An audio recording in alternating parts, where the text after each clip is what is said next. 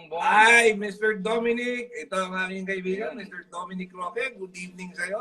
Dom, Magandang alam gabi. mo, Yes. excited na yung mga kadistrito ko dahil habang nag-house to house ako kanina sa Barangay Cruz na Ligas, sabi nila, pinauwi ako, sabi nila sa akin, Bongbong, magbablog ka pa mamayang 8:30 ng gabi kasama si Mr. Umuwi ka Dominic na. Roque. Kailangan umuwi ka na, sabi nila sa akin.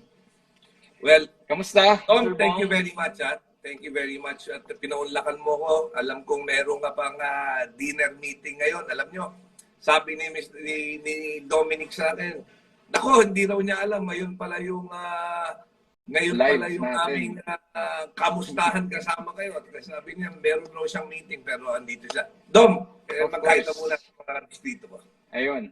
Magandang gabi sa mga nanonood sa atin dito sa live sa page ni Bongbong ng Distrito 4. Ayun.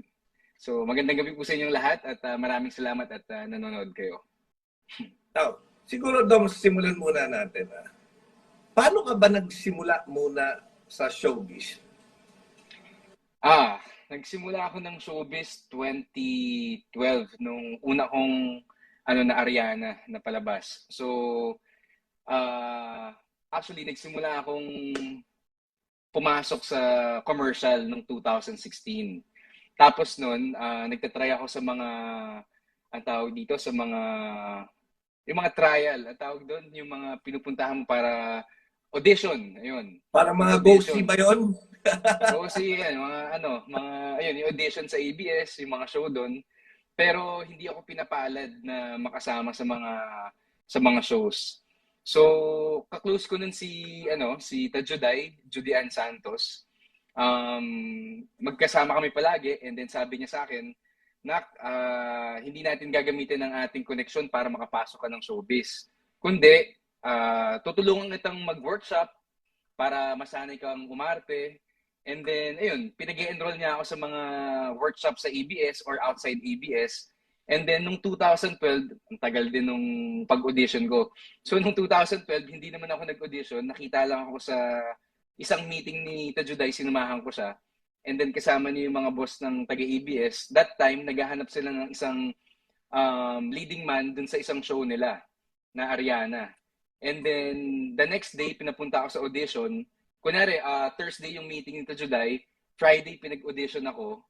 Tapos, nung Monday, pinag-taping na ako. So, ganun kabilis yung nangyari ng, kumbaga, hindi ma-aksidente, siguro destiny na makasama ako dun sa show.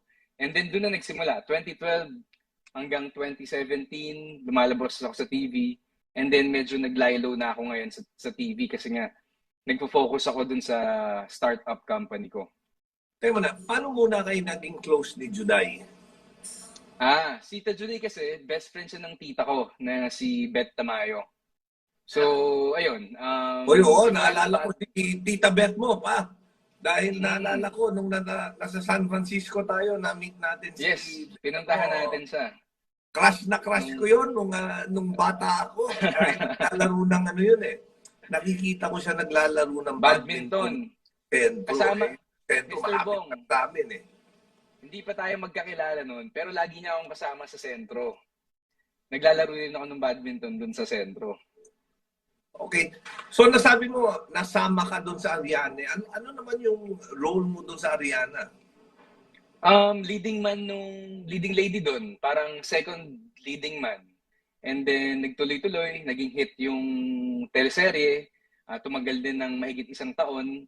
Tapos, nagsunod-sunod na yung ginagawa akong teleserye. Tumatalon-talon na sa ibang shows. So, ayun. Pero ngayon nga kasi parang nagpo-focus ako ngayon sa ginawa kong negosyo na digital marketing, social media management. So, doon ako nakafocus ngayon for long term. Pero hindi mo ba nami-miss yung acting? Dahil siyempre, matagal mo na ginagawa yan. At siyempre, yung pag-model, hindi mo ba nami-miss yung mga bagay na yon? Ako naman, nami-miss ko rin naman siguro yung pag-acting. Pero yung focus ko ngayon is yung yung trabaho ko pa rin nasa social media. So, pagiging influencer also, endorser. Pero yung pag-acting, hindi ko naman pino-close yung doors ko sa pag-arte. Pero siguro, iaano ko muna yung, pag na-establish ko na ng maganda yung negosyong ginagawa ko yan for long term nga, pwede na ako tumanggap siguro ng mga pang TV ulit. Pero sa ngayon, hindi muna. Hindi muna ako aarte siguro. Arte ko na lang yung mga nasa Instagram. Pero alam mo, that's very commendable, ha? Dahil importante rin eh. Bagamat alam ko na you have started your career sa acting, napaka-importante rin eh. Yung you also have fallback eh. Yun nga yung hanap buhay, yung negosyo. That's, di ba, napaka-importante para sa isang tao. Dahil siyempre, gusto mo, as you grow old, meron kang meron kang laging yung sinasabi nilang hindi mo nilalagay lahat ng itlog sa isang basket. Kailangan meron kang iba't ibang bagay na pinagkukunan. Yes, oo. Siguro, Mr. Bong, sa tagal na rin natin magkaibigan, siguro 9 years na tayong magkaibigan, marami na rin akong napulot sa'yo eh. Kasi napulot na mga ideas, na mga aral, lalo na sa negosyo, sa pamilya, sa relasyon. Kasi di ba, tuwing mag-iibang bansa tayo o nandito tayo sa Manila, mag-ride tayo ng motor, pinagtatanungan kita, naalala mo, kunwari sa relationship, tatanungin kita na, may ganito ba tayo? Paano ba pag ganito yung nangyayari sa partner mo? Ano ba yung mga dapat gawin?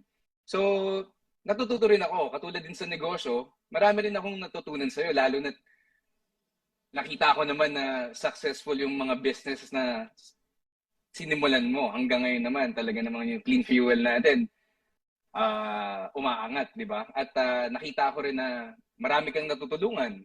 Hindi yung pang sarili yung ang tawag dito, inaatupag mo, kundi may malasakit ka rin sa ibang tao, siyempre.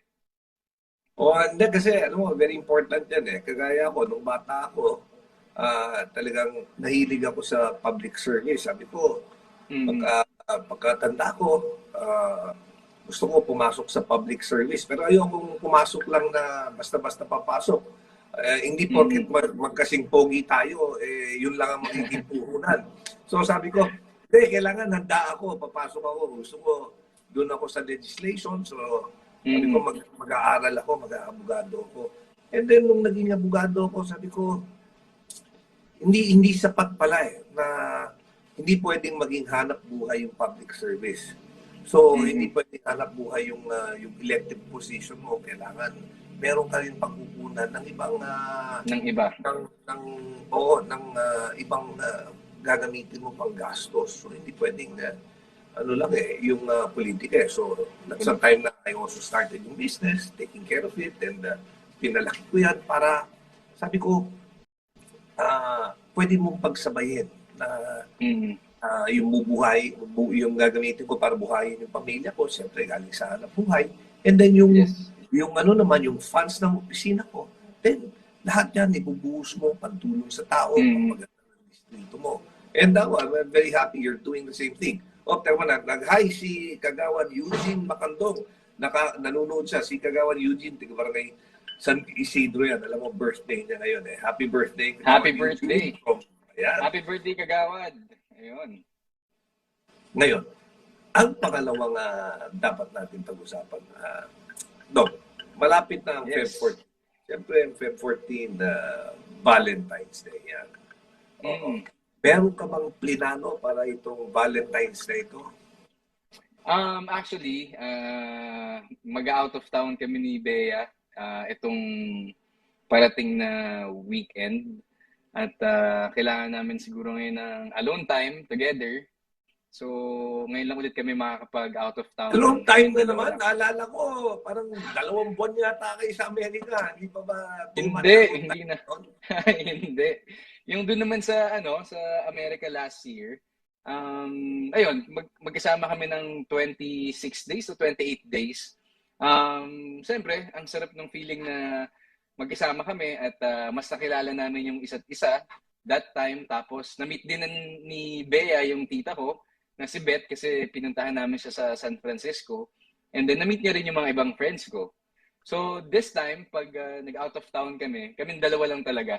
So, ayun. So, saan naman ang planong out of town nyo? Sa Pilipinas lang ba yan? O Pilipinas lang. Sa Pilipinas lang din. Magbe-beach lang kami somewhere.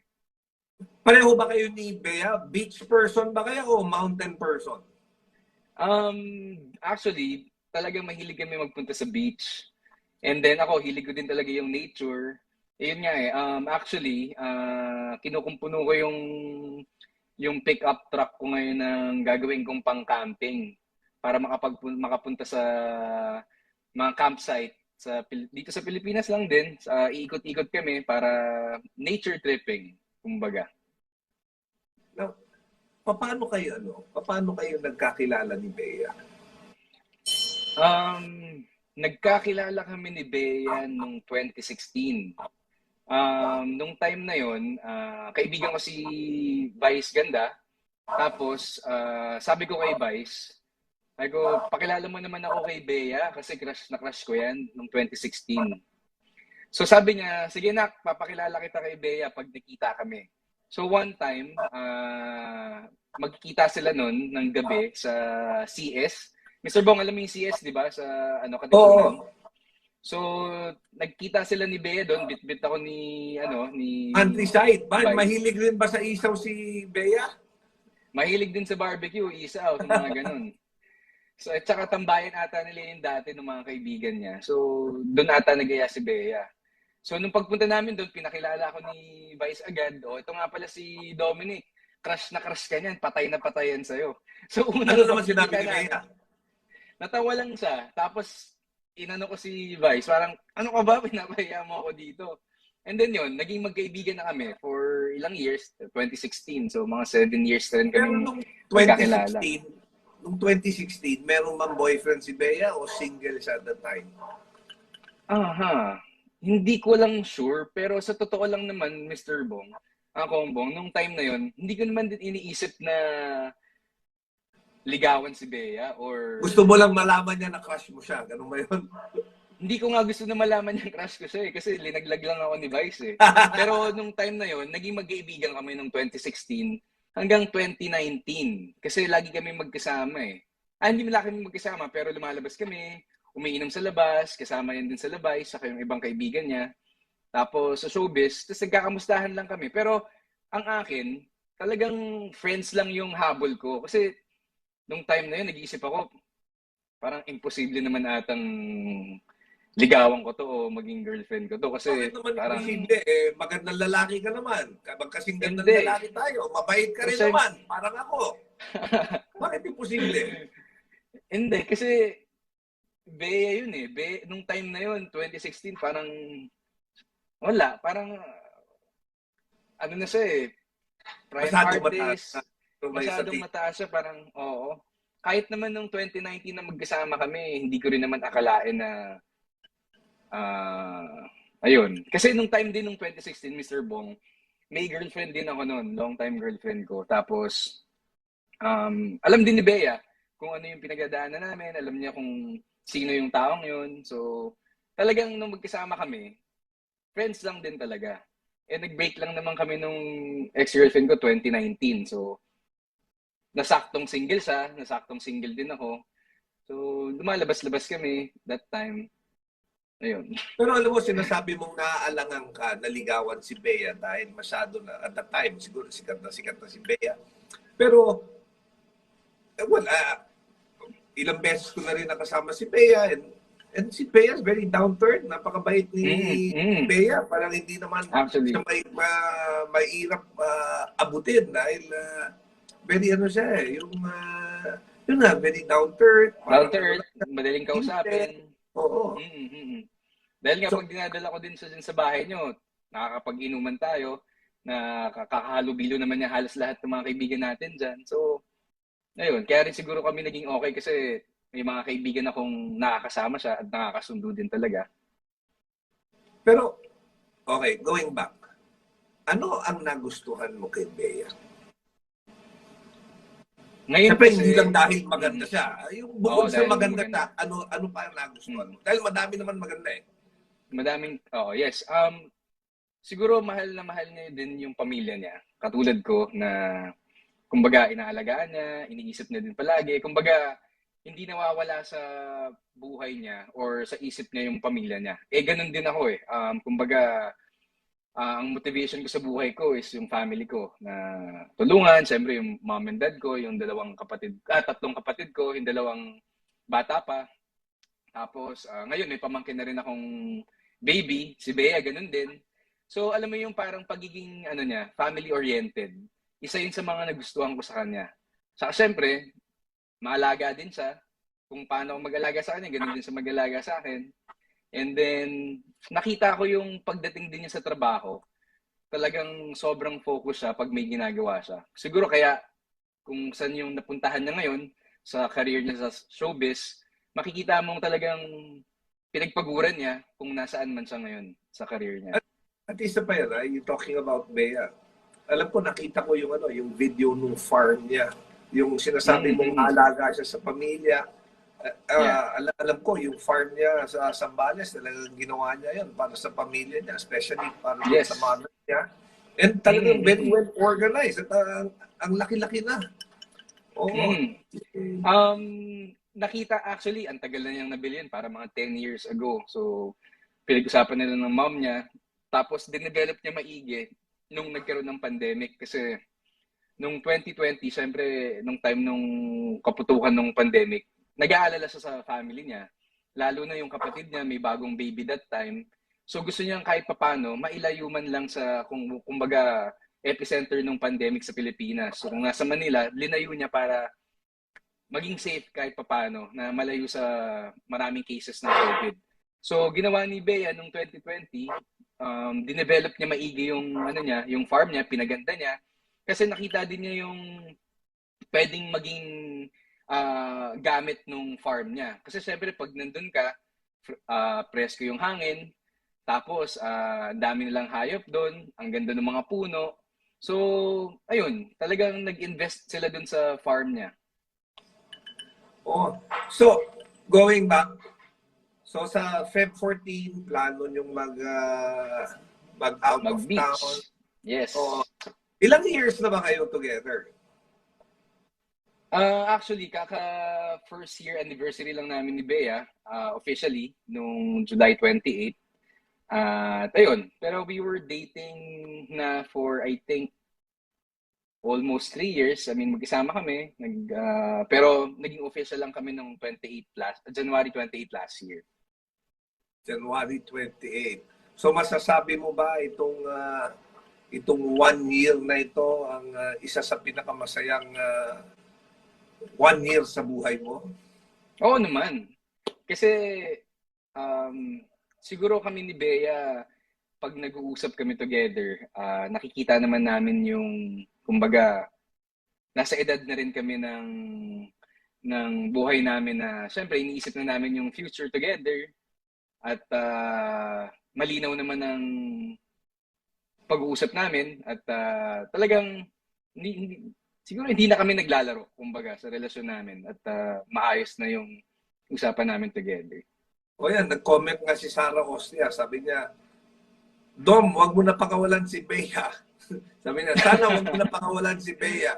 Oo nga, Dom, palagay ko naman wala namang plano si Dom na pakawalan si Bea dahil sabi ko nga, bukod sa maganda, mabait, masipag, at saka siya, may plano for the future. Talagang para sa akin yan yung wife material. Alam ko naman wife si Dom. Material.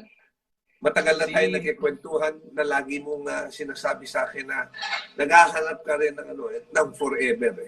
Yes, so, of course. Sa tingin mo ba si Bea pwedeng pang forever? I think sa pagsasama namin ng yung official naman kami 1 taon na para magtatatlong taon na din siguro kaming yung magsama na din talaga together. Siguro makikita ko namang may future talaga kami together. At makikita ko naman na masaya kami, okay kami, nagkakasundo naman kami. And ayun nga nakita ko yung comment ni Marco at Jensa. Dom, kailan na ba ang kasal? Tama! Meron bang kasal in the future? Magkakaroon din yan. Siyempre, napag-usap-usapan din naman namin yun kung paano. Pero, dadating din tayo doon. Yeah. Sabi ni Fina Gono. Sabi ni Fina Gono. swerte rin naman daw si Bea kay Dom. Totoo rin naman na swerte rin Pares, si Bea kay Dom kasi napakabait na tao ni parehas Dominic. kaming swerte. Parehas kayong swerte. Parehas kayong Mm-mm. swerte sa isa't isa and looking at Bea, yung mga conversations ko with her, ako, I feel she really deserves a good man na talagang magmamahal sa kanya, yung papahalagaan siya for what she is. Dahil, like what I said, she's a very good person. At tama lang na meron siyang partner na who will be able to appreciate her for what she is. Ayan. Thank you, Mr. Bong. So, kagaya ng sinabi mo, ano yan, yung parang nakikita mo naman na may future dyan, may future na Meron talaga. Bea Dom na pang forever. Ganun ba yan? Meron. Ano May naman ang future. palagay ni Bea? Tatanungin ko. Tatawagin ko. Naiisip ba niya yun? Naiisip rin ba niya yun? Oo naman. Hindi ako sumasagot for her, pero siguro para sa akin, hindi naman ako mag-stay sa isang relationship kung feeling ko na hindi rin naman siya seryoso sa akin. Kasi una sa lahat, hindi man ako naghahanap ng parang laro-laro lang na relationship dahil nga, kumbaga, matanda na rin ako. So, sayang yung oras, di ba? So, I think na nasa isang ano naman kami, linya together. So, malinaw ang future. Totoo yan. Ako, alam mo, talagang darating ka sa certain age na ang gusto mo na yung hinahanap mo na yung someone na na you will grow old with, yung kasama mong tatanda. And malalaman mo pagka yung babae o kay lalaki na yan yung para sa iyo pagka nakikita mo yung sarili mo na tatanda Kasama siya. Oo. Kumbaga, pag tinitingnan Diba? mo sa Kongbong, parang nakikita mo siyang kasama yung anak nyo, nakikita mo kasama niya yung family mo at family niya na magkasama, di ba? Ayun naman talaga yung importante kung nakikita mo yung future with her. I think may mga conversations din naman kami ni Bey na future yung pinag-uusapan namin. Lalo na sa kids, kasi ako, mahilig ako sa bata, sa mga pamangking ko. Alam mo yun, mahilig ako mag-alaga ng babies. Kasi nga, kumbaga, ako, kung tatanungin, gusto ko na rin talaga magkaroon ng anak. Pero dadating din tayo doon. Siguro hindi Si Bea pa ba ngayon, gusto pero niya mag-anak? gusto rin niya magkaanak. Yeah. Kasi, lalo na si Bea, kung papaano ako sa pamangkin ko, ganun din siya kaaliw na aliw sa pamangkin niya. So pareho kayong mahilig sa bata. Mm. Ayos. Oo. Tama na nga. Tama naman yan. Sabi ni Lea Garnodo, yay, road to kasalan na. Sabi niya. Sabi naman ni Ayun. Ami, ang pogi-pogi ni Mr. Dominic Roque. Oo. Ayun, hi kay J-Love, kanina nakita ko. Ayan. Yun. Tapos si Aris Lolet, hi, Bea Idol, sana forever na kayo ni Dom. Ang dami nagko-comment na sana na talagang kayong dalawa. Ako naman palagay ko yung doon na patungo yun. At si Bea rin naman, I believe, naghahanap din siya ng nung kanyang Seryoso. yung special someone na kung kanino rin siya, tatanda, di ba? We always want someone to go home to. Kaya, Yes, oo. kaya And si talaga Mami Shilso, Jelly, si Pin ang gwapo ni Superman. So, Of course. siyempre, lahat ng couple nag-aaway rin yan. Ano ang madalas yung pag-awayan? Siguro nag-aaway kami pag hindi kami nakikita. Sino ang Kunyari, nagagalit pag hindi kayo nakikita? Siya ba o ikaw? parang parehas kami. Kasi minsan, kunyari last year, may mga times na sobrang busy niya. Tapos may times din na magiging busy ako. So may time talaga na hindi nagtatagpo yung schedule namin. Lalo na last year, pokpok siya sa trabaho niya. And then, may mga times sa paglibre siya, hindi naman ako libre. So pag hindi kami nagkikita, talagang nagkakainitan kami ng ulo. Pero sa mga ganung bagay lang naman. Wala naman yung talagang away na grabe. Tama na.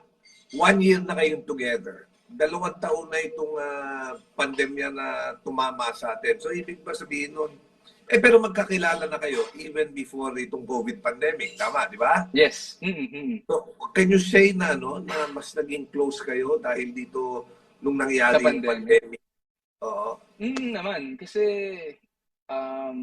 marami nung nagkaroon ng syempre, nung 2019, yun yung time na magkasama kami sa Japan, nung November. Doon kami nagkaroon ng, sabihin nating spark together.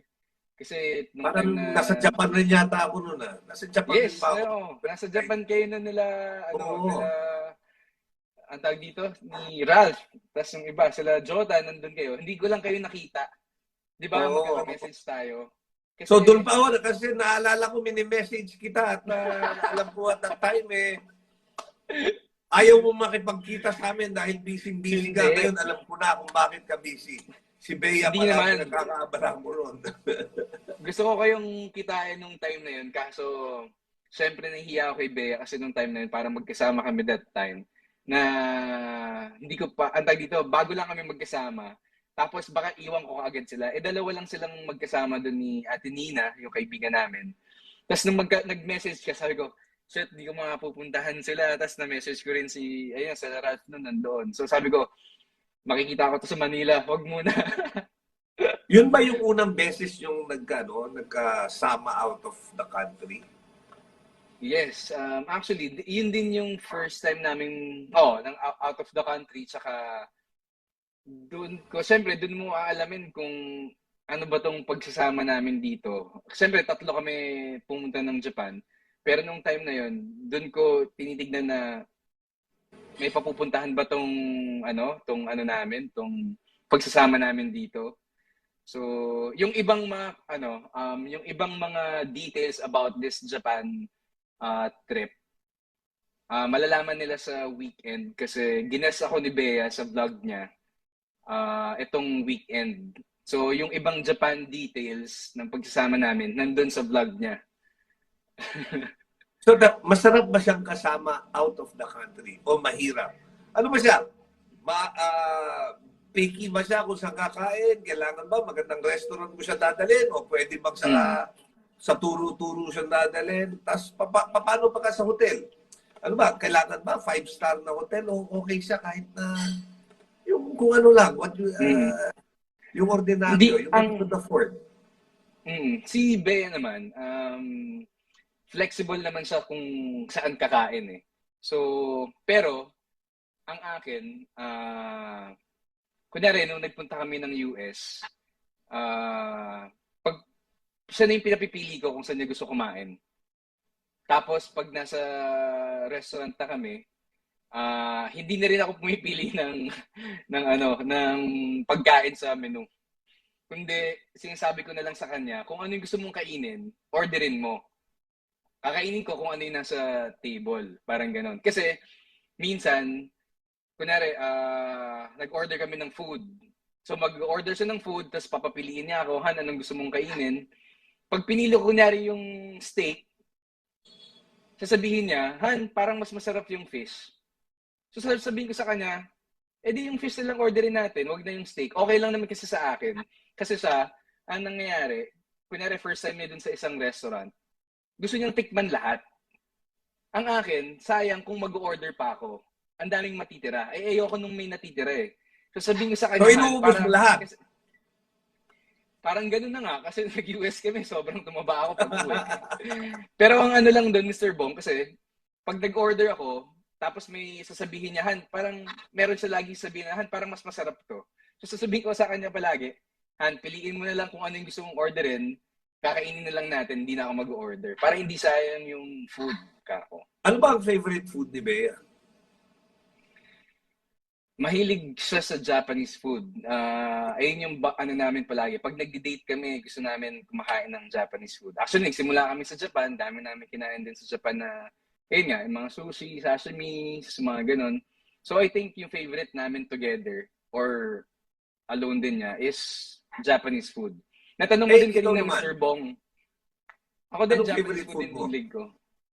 Japanese food din ako. Mahilig ako sa Japanese food. So magkasundo kayo doon. Mm. So ibig sabihin nun, kahit madami Magkasundo kami. orderin, iba-ibang putahe, okay lang kasi Mm. kakainin mo rin yun. Kakainin ko din naman yung tira niya. Tapos natanong mo kanina kung maano ba siya sa hotel, sa mga ano. Actually, nakakatawa nga eh. Nung nasa Japan ako, nagpunta kami ng Japan noong 2019. May sarili silang hotel ni Nina, may sarili na akong hotel. Di ba sa Japan, hindi naman ganun kalalaki yung mga kwarto. So nung nasa Manila na kami, parang sabi niya, Han, excited ako bumalik ng Japan. Siguro itong year na to or last year, 2021. Excited siya bumalik ng hotel kasi pag nag-hotel kami, isang room na lang kami. Tapos di ba yung mga room doon maliliit lang. So nagsasabi sa akin, Han, ang size siguro nung liit lang nung kwarto natin tapos magkasama tayo doon. So hindi na siya pihigan sa kwarto kung 5-star ba o hindi. Basta malinis at komportable yung kama, okay na siya. Okay doon pala. Ayun yung maganda eh, yung hindi picky, kung saan ka masaya, masaya rin ka. Yun yung ano eh, yun naman yung mga bagay na importante. Pag nag-bonding, yes.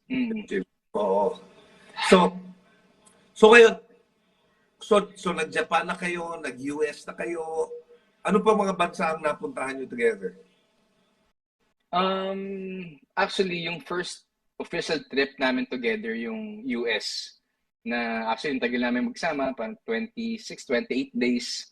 So, doon kami mas nagkakilanlan. Kahit na matagal na kami magkasama, pero nung trip namin last year, mas nakilala ko siya. As Bea, kung paano siya. Ganun din siya sa akin. And then, syempre pag uwi namin ng Pilipinas, meron pa ulit na 10 days na quarantine together. Tapos magkasama lang sa isang hotel. Talagang magkakasubukan kayong dalawa. Okay. So yung 28 days nyo together in the States, ano na-discover mo na bago sa kanya?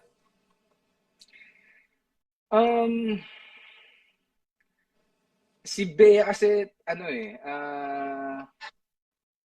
medyo matagal siyang mag-BS. So ako kasi, kunyari, may kikitain kaming kaibigan na nasa taga-US din. Ayoko kasing nalilate. Ayoko nung, kunyari may usapan kami nung kaibigan namin ng 7 p.m.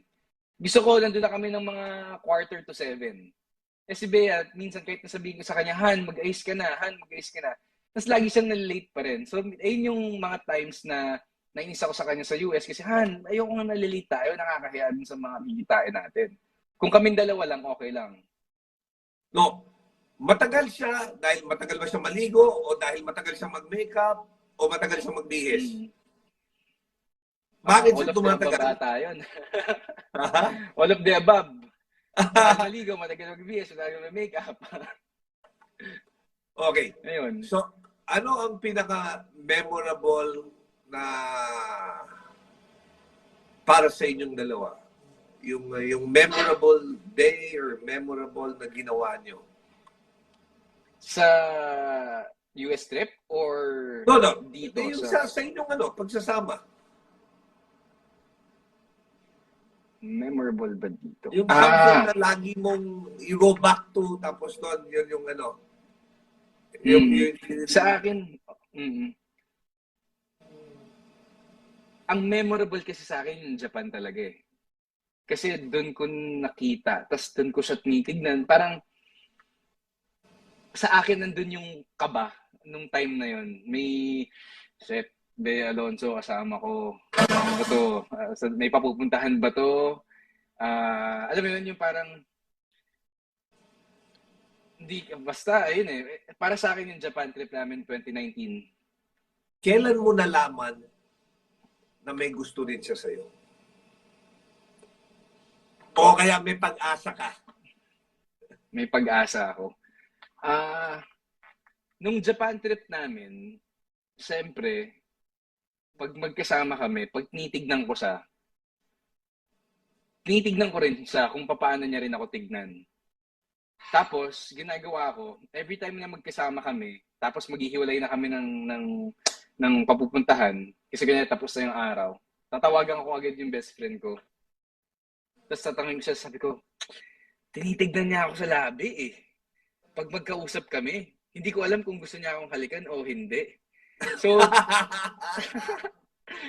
so ano kaya yun? So, alam mo yung ganun? So, sa akin, yung pinaka-memorable talaga is yung Japan.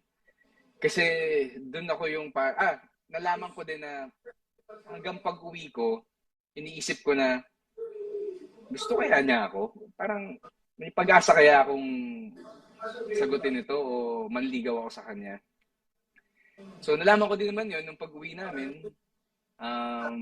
Magka-message kami, magkausap kami sa phone, tapos nagkakamustahan. Tapos that time, di ba, nung 2019, nagpunta tayo ng US. Nakakausap ko pa rin siya sa phone. Nakikita mo naman din na kausap ko siya.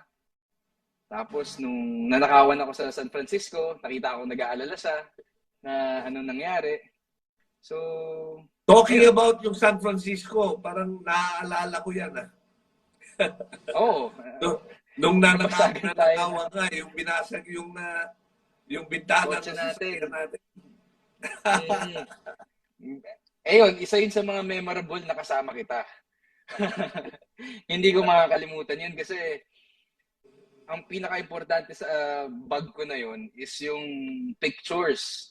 Pictures nung nagpunta kami ng Japan ni Bea, tsaka pictures nung mga ibang abroad. Tsaka nung nagpunta rin tayo ng US nga, nandun yun. So hindi ko na-back up, kaya masakit sa akin yun. Alam mo, naaalala ko yun na worried ka eh. Dahil nung nawala yung laptop mo, nawala yung relos mo, nawala yung relos, 4 na lente, cash. Buti nga wala dun yung passport ko. Pero worried ka dahil dun sa mga pictures, naalala ko eh. Kasi na baka yung hindi mo na save sa cloud at baka mawala. Alam ko dun ka talaga worried at that time. Kasi hindi mo na siya mababalikan, Mr. Bong eh. Katulad na kunyari nung nag-Japan kami ni Bea. Nung nag-Japan kami dahil mahilig akong kumuha ng photos. Sobrang dami kong kinuhang photos sa kanya. Actually, nung magkasama kami yung 3rd day namin sa Japan, pinictorial ko siya sa loob ng Don Quixote, pinictorial ko siya sa loob ng library. Alam mo yun, sa sobrang dami kong kuha, doon ako nang hinaya kasi hindi mo siya mababalikan eh. Lalo na yung mga pinuntahan mong abroad din nung 2019, hindi ko na-save sa hard drive ko. Kaya yun yung buong trip na yon hanggang pag-uwi. Siguro, hanggang ngayon nga, iniisip ko pa rin yun.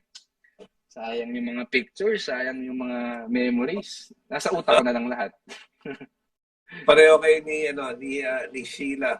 Yung wife ko rin talagang mahilig kumuha ng pictures. Mahilig kumuha ng pictures. Nangungulekta siya ng pictures dahil nga those are happy memories na di ba pagka siyempre lumipas na, the only thing that na tumutulong sa iyo maalala pagkikita mo yung pictures, di ba?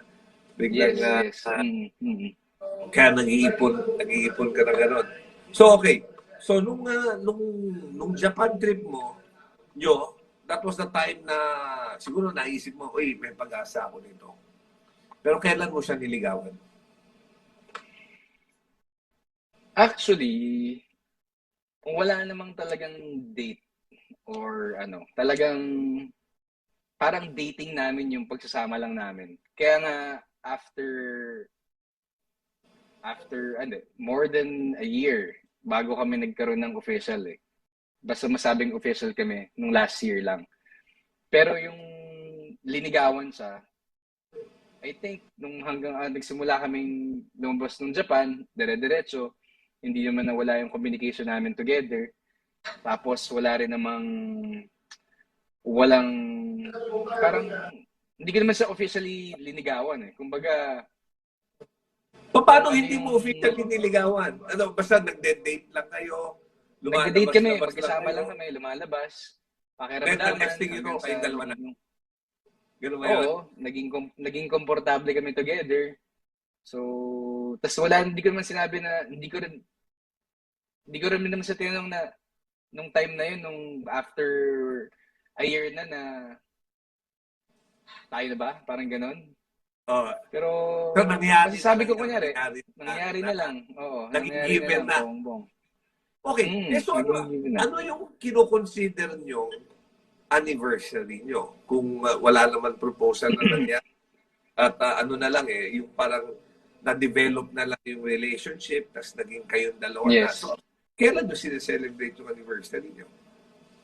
Yung officially 28, January 28, 2021. Pero sa akin, parang yung tumatak na lang na feeling ko parang siguro may pag-asa or baka magkaroon ng something kami together. Hindi, ayoko sabihin yung date. Special sa akin yun. Secret yun. Secret Ayun, pala yung special date date na yun. yun, secret. Oo, special date. Oo. Bakit special sa'yo? Dahil ba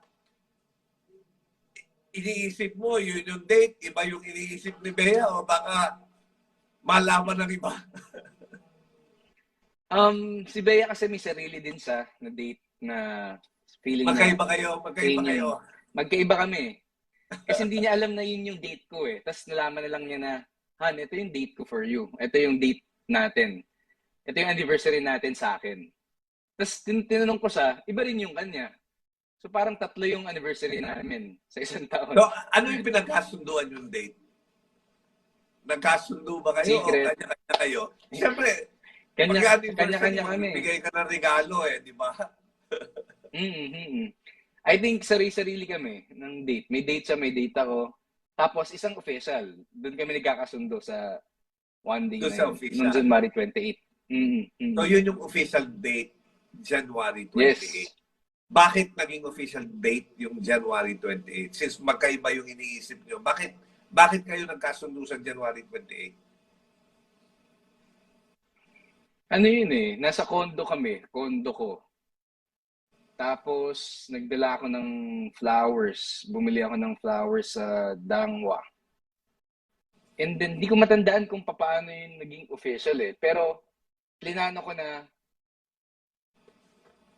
para matapos yung iniisip ng ibang tao na kung kayo ba o hindi. Or kung ano ba talagang official date natin. Yun yung wait. Yun nga, nung January 28, hindi ko alam na magiging official namin yun. Pero that time, bumili ako ng flowers. Tapos nagkaroon kami ng isang parang usapan together. Tapos parang, hindi mo pa nga ako tinatanong eh. Parang ganun. Hindi ko pa tinatanong sa kanya na kung kami ba o hindi. Kung kayo na ba? Tapos, oo, parang ganun. So, nung tinanong siya, ano ba? Tayo na ba? Okay. Di, ito ano sagot niya sa'yo? Parang ganun. Ano sagot niya sa'yo? Umagri siya. Kaya naging iyon yung official namin, 28. January 28. Sino mas siloso? Ikaw o si Bea?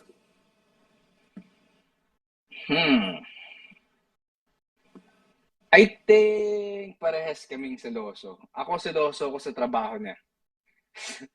Pero okay lang naman yun. Kasi siya, marami siyang work din. Blessed siya, di ba? To have work na ganun. Siguro yun nga lang. Kasi yung time namin last year, nagkakaroon kami ng tampuhan. Tanong mga kanina, parang nag-aaway ba kayo? Siguro naging ganun ako na naging seloso ako sa work niya. Dahil may times na hindi nagkakatugma yung araw namin or yung mga free days namin. Okay. Pag nag-away kayo, sino yung nauunang mag-sorry? I think ako.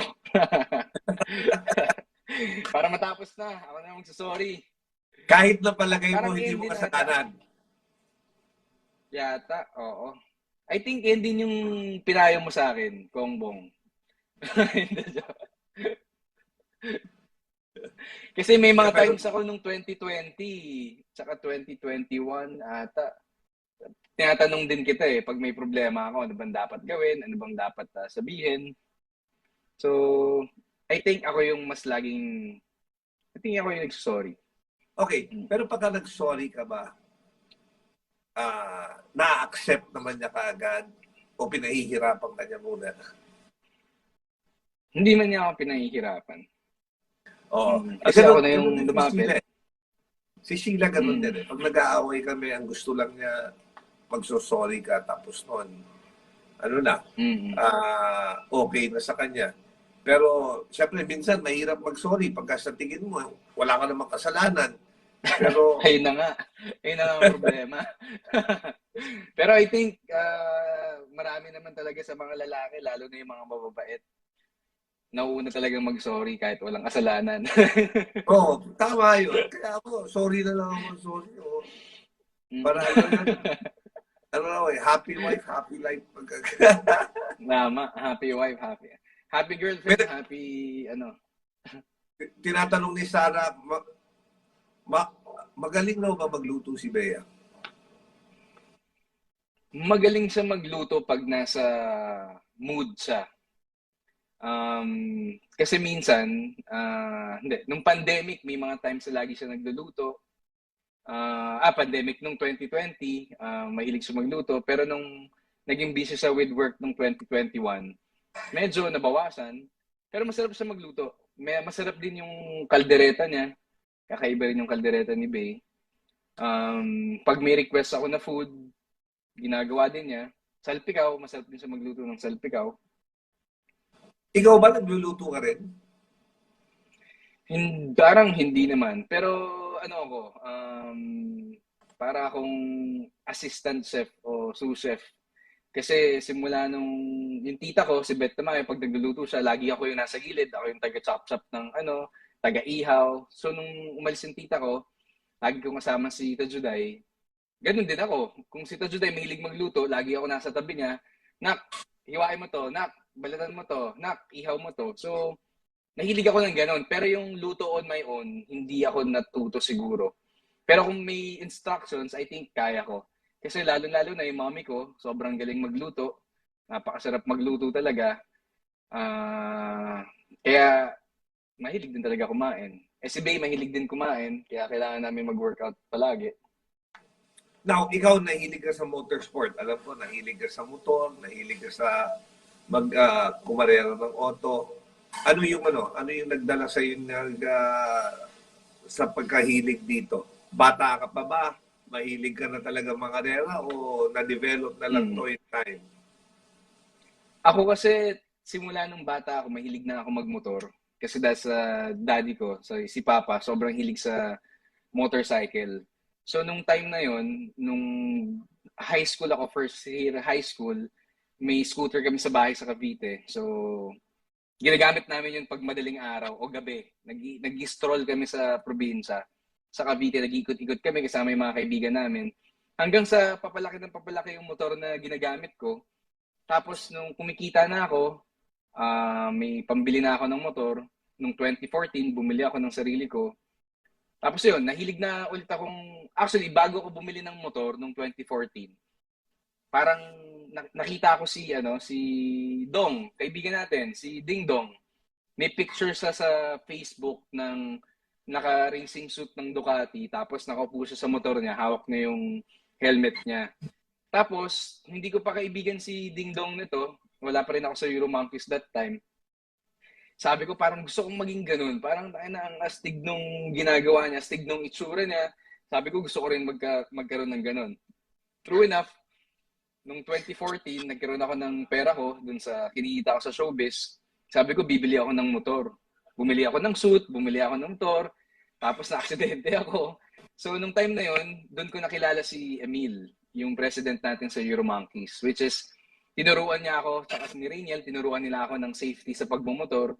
At malaking importansya yun pag nagmumotor kayo. Alamin mo kung ano yung road safety para hindi ka maka-aksidente ng ibang tao at hindi mo masaktan din yung sarili mo or maagapan mo yung pwedeng mangyari. So doon na nagsimula, nagtuloy-tuloy.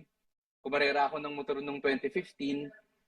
Nag-sponsor din ng Clean Fuel sa akin that time. Di ba, Mr. Bong? Pinuntahan kita sa office mo sa Quezon City. And then, after ko magkarera ng 2015, nakita ko yung sobrang delikado pala niya. Lalo na't nang sa showbiz ako, hindi ko pwedeng sabihin na na-aksidente ako sa motor at nagte-taping ako ng nakakast yung pag nabalian ako ng buto sa aksidente. So, kumarera lang ako ng 1 year.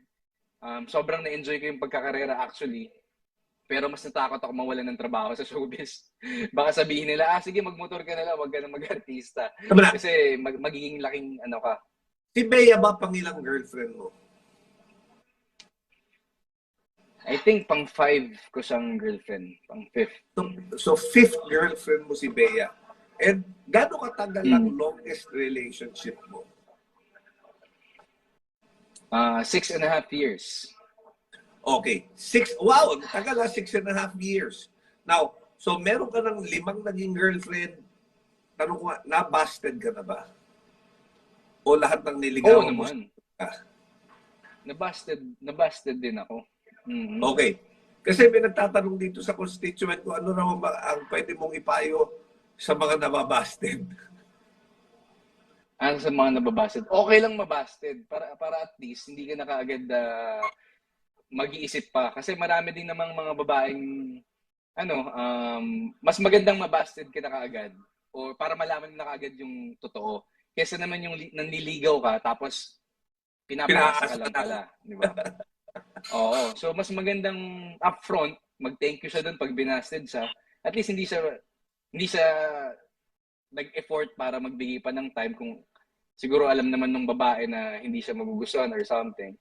Pero okay lang yun. Okay lang mabasted kasi mas magandang maging totoo ka sa sarili mo na eto ka, na hindi ka nagtatago, hindi ka nagpapanggap na kung sino ka man. Baka minsan kasi nagpapanggap kang mayaman ka, nagpapanggap kang ganito ka, pero hindi naman pala. Tapos pag nalaman ng babae, mawawala ng gana sa'yo kasi hindi ka naman pala yung totoong taong yun. Parang ganun. So mabilis ka bang mag-move on pag nabasted ka? Mabilis ka maka-move on o medyo para ka bang ako na naglalasing ka muna para pampalipas na may mga times na naglalasing din ako na pero most of the time pag nabo-broken hearted pag yung dun sa mga siguro sa mga ex-girlfriends ko, yung iba doon talagang, doon ako nakakaramdam siguro ng pagiging broken-hearted. Doon ka time na nalolost ka sa buhay. Pero thankful din naman ako sa mga kaibigan kong sumuporta sa akin na nakakasama ko. So, ito dahil magtatapos na ating 1 oras, ang Valentine's Day ba talagang religiously sineselebrate mo pagka meron kang partner? O is it really a special day o minsan parang ordinaryong araw lang? Pinaghahandaan ba ito? Para sa akin pinaghahandaan kasi kumbaga celebration ng ang tawag dito ng relationship nyo together, pag-ibig. Pero syempre, ang akin, sineselebrate mo siya also, not just with your girlfriend, but also with your family. Dahil sa mom ko, sa dad ko, bibigyan mo din sila ng mga bulaklak. Tapos yung mga tita ko, sa Lito Juday, binabati ko din yan ng Valentine's Day, nagbibigay din ako ng mga flowers sa kanila. Ako kasi, as a person, Mr. Bong, mahilig ako sa bulaklak. Di yan ng isang lalaki na mahilig sa bulaklak, pero nahilig kasi ako sa flowers dahil sa tita ko, kay Beth, saka kay Tajuday, tapos lola ko, mahilig magpunta ng Dangwa. So natuto rin akong pumunta ng Dangwa at mamili ng mga bulaklak doon. So pagka nagbibigay ka ng bulaklak, pag nagbibigay ka ng bulaklak kay Bea, anong klaseng bulaklak ang binibigay mo? Ang mga hilig niya naman talaga is yung mga red roses, mga Ecuadorian roses, yung malalaki. Hindi yung hilig kong binibigay sa kanya kasi ang gandang tignan, maganda sa bahay niya. At pero yung isa sa mga paborito kong ibigay sa kanya, yung mga peonies.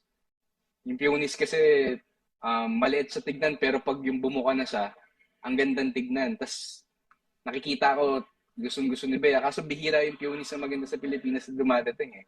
So yun, peonies, tulips, yan yung mga naibibigay ko sa kanya. Ako rin, madalas ako bumili ng bulaklak eh. Pero bulaklak ng patay. Kasi yung constituents ko, Baka namamatay mo. Namimigay. Napadala ko ng Mga bulaklak. iniikutan mo sa gabi. Oo, so ngayon, puro bulaklak lang sa ng patay ang nabibili ko. Lab, may nagtatanong dito, tinatanong ni Klang, nasan daw si Bea? Si Bea nandyan doon din sa ibang kaibigan ko. Na umiinom ata, kumakain. What, night out nyo ba ngayon ni Bea ito? Hindi, may kausap akong client na isa, tapos sinama ko din siya. Kasi yung iba dito kaibigan namin. So, nag-pitch kami ng isang project. Tapos sinama ko na rin siya kasi may celebration. Okay. O, di bali na. Napahaba na ito. Ayoko na kitang storm mo Okay dahil lang. yung 30 minutes Okay natin, lang. naging isang oras na. 1 hour. Pero Dom, Okay lang thank you yun. very much. Ha? Thank you very much. Welcome, Mr. Pinuntahan mo Bong. ako. Thank you din.